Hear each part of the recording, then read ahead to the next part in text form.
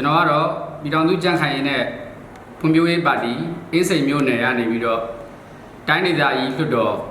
မဲအများဆုံးရသူအနိုင်ယူစနစ် FPTP ကနေဝင်ရောက်ရွေးချယ်ခံမဲ့ကိုယ်စားလှယ်လောင်းဦးသူရလင်းဖြစ်ပါတယ်ခင်ဗျအခုလာမဲ့ပါတီစုံဒီမိုကရေစီအထွေထွေရွေးကောက်ပွဲဟာကျွန်တော်တို့နိုင်ငံရေးပါတီတွေနဲ့ကိုယ်စားလှယ်လောင်းတွေအတွက်သာမကဘဲနဲ့တနိုင်ငံလုံးအတွက်အရေးကြီးတဲ့ရွေးကောက်ပွဲကြီးတစ်ခုဖြစ်တယ်လို့ပဲဒါပြောရမှာဖြစ်ပါတယ်ခင်ဗျကျွန်တော်တို့နိုင်ငံဆိုလို့ရှိရင်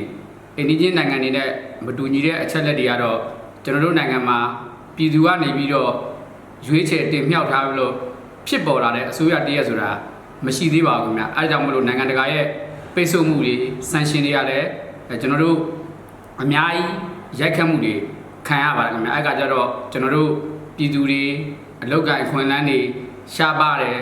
စီးပွားရေးတွေကြက်တဲတယ်ကုန်စည်နှုန်းတွေမတည်ငြိမ်ဘူးအဲ့ဒီအခြေအနေတွေကိုဒါအခုလက်ရှိအခြေအနေမှာရင်ဆိုင်နေကြရတာပဲဖြစ်ပါတယ်ခင်ဗျအခုလာမယ့်ပါတီစုံဒီမိုကရေစီအထွေထွေရွေးကောက်ပွဲဆိုတာကတော့နိုင်ငံရဲ့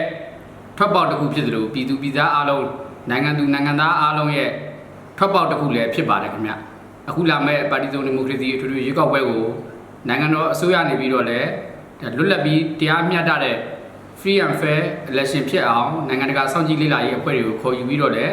အမှားအယွင်းတွေအ ਨੇ ဆုံးဖြစ်အောင်အမှန်ကန်ဆုံးဖြစ်အောင်အတိအကျဆုံးဖြစ်အောင်ဒါဆောင်ရွက်သွားဖို့စီစဉ်ထားတာတွေရှိပါတယ်ခင်ဗျပြည်သူတွေအနေနဲ့လိုက်ပါပြီးတော့ပူပေါင်းပါဝင်ကူညီပေးရမယ့်ဟာကတော့မဲစင်းတွေပါမပါကြည့်ရမယ်မဲစင်းတွေမပါဘူးဆိုလို့ရှိရင်လည်းထည့်သွင်းတဲ့သတ်မှတ်ထားတဲ့သတ်မှတ်ချက်တွေအတိုင်းထည့်သွင်းရမယ်ပြီးသွားလို့ရှိရင်တော့ရွေးကောက်ပွဲကျင်းပတဲ့ရက်မှာနိုင်ငံသားတစ်ယောက်ရဲ့အခွင့်အရေးကိုမိမိရဲ့စုပ်ကိုင်ပြီးတော့ကိုကြိုက်နှစ်သက်တဲ့ပါတီနဲ့ကိုကြိုက်နှစ်သက်တဲ့လူပုဂ္ဂိုလ်တွေကိုရွေးချယ်သွားကြရမှာပဲဖြစ်ပါတယ်အဲ့ဒါမှသာပြည်သူကတင်မြှောက်တဲ့အစိုးရတည်းရဲ့ပေါ်လာပြီးတဲ့အခါကျရင်အဲ့ဒီအစိုးရနေပြီးတော့နိုင်ငံတကာကလည်းတားမြစ်ပိတ်ပင်ထားတဲ့ပိတ်ဆို့ချက်တွေကိုဖြေရှင်းမယ်ပြည်သူတွေအထောက်အကူအခွင့်အလမ်းတွေရအောင်စီမံပေးမယ်စာဝတ်နေကြက်တဲခက်ခဲတာတွေကုန်စည်နှုန်းမတည်မငြိမ်ဖြစ်တာတွေကိုစီစဉ်ဆောင်ရွက်ပေးမယ်ဆိုလို့ရှိရင်ပြည်သူလူထုတွေအတွက်အခြေအနေအများကြီးကောင်းပြီးတော့ကျွန်တော်တို့နိုင်ငံအတွက်အလားအလာအများကြီးကောင်းတဲ့အခြေအနေတွေပဲဖြစ်ပါတယ်အဲဒါကြောင့်မလို့အခုလာမယ့်ပါတီစုံဒီမိုကရေစီအထွေထွေရွေးကောက်ပွဲကိုပြည်သူတူချင်းတယောက်ချင်းစီတိုင်းကနေပြီးတော့နိုင်ငံသားတာဝန်ကျေပွန်စွာနဲ့ပါဝင်ဆင်နွှဲကြဖို့အကြံပြုတင်ပြလိုပါတယ်နောက်တစ်ခုကကြတော့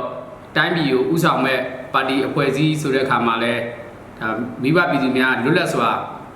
ရွေးချယ်ပိုင်ခွင့်ရှိပါတယ်ခင်ဗျစနစ်တကျဖွဲ့စည်းထားတဲ့နိုင်ငံတော်ဥဆောင်နိုင်တဲ့အခြေအနေတွေနဲ့ဖွဲ့စည်းထားတဲ့ပါတီ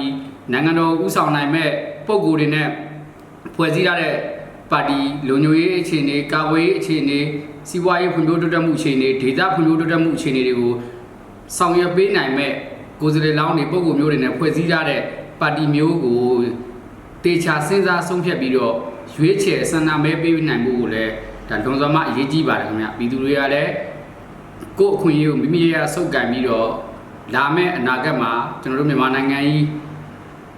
ရှေ့တောင်အာရှမှာသာမကပဲကမ္ဘာအလယ်မှာစီးပွားရေးတွေကောင်းမွန်ပြီးတော့ဖွံ့ဖြိုးတိုးတက်တဲ့နိုင်ငံတစ်နိုင်ငံဖြစ်လာအောင်အဖက်ဖက်ကပိတ်ဆို့ထားတဲ့ပိတ်ဆို့မှုတွေကိုဖြေရှင်းလို့ရအောင်ပြည်သူလူထုတရက်ကနေပြီးတော့မိမိတို့ကြိုက်နှစ်သက်ရာအစိုးရတရက်ကိုလွတ်လွတ်လပ်လပ်နဲ့ဆန္ဒမဲပေးပြီးတော့ရွေးချယ်တင်မြှောက်ပိုင်ခွင့်အခွင့်အရေးကို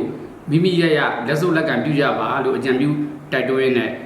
ပြောကြားချက်တွေကိုဒီမှာနေရနာလိုက်ပါတယ်ခင်ဗျာမိဘပြည်သူများအားလုံးစိတ်ချမ်းသာခြင်းကိုယ်ကြီးကျန်းမာခြင်းနဲ့ပြည့်စုံကြပါစေခင်ဗျာ